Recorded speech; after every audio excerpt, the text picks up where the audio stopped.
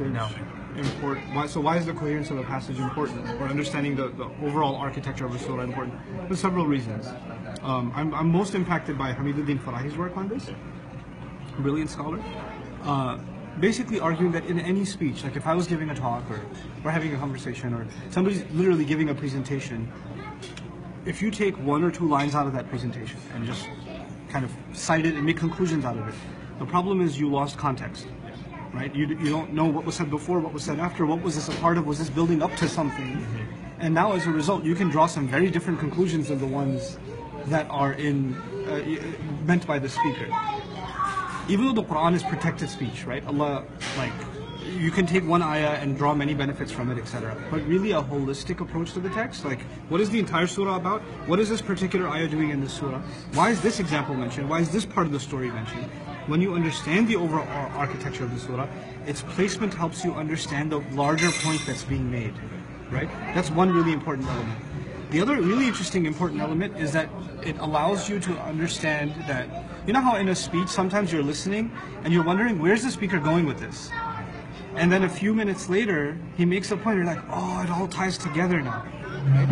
That tie-in was actually a huge part of the eloquence of the speech.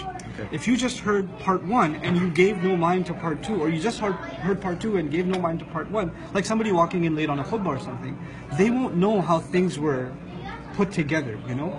And that's kind of what is lost also in the study of a surah sometimes, when we don't know how, like, this certain point that was being made was actually a build-up to something that was mentally being developed ahead of time, right? So it enhances our thinking and appreciation of the text dramatically.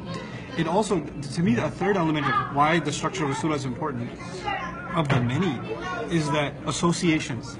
Like, you know, for instance, I'll say, well, I'm pretty sure that this first passage has a lot of parallels with the last passage.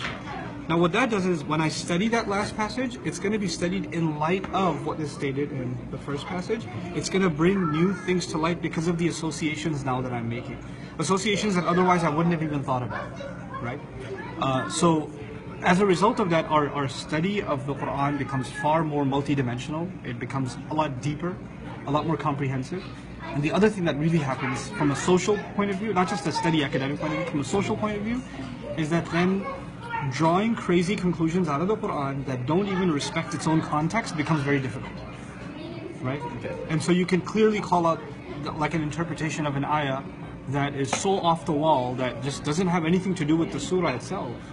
Like, why would this entire surah be making point A, and then you drew Z out of it?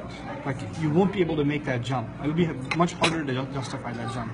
So a disassociated study of the Quran, gives room for that for people, right? They just kind of pull one thing out and just kind of start quoting it and, drawing conclusions from it. So those are some of the advantages of like studying it comprehensively. And of course, to me personally, more than anything else, on the one hand is proper understanding. Finally, there's appreciation. Man, do you appreciate divine order? Like it's heavenly. What a thing of beauty, you know? So those are just some things to bear in mind when studying.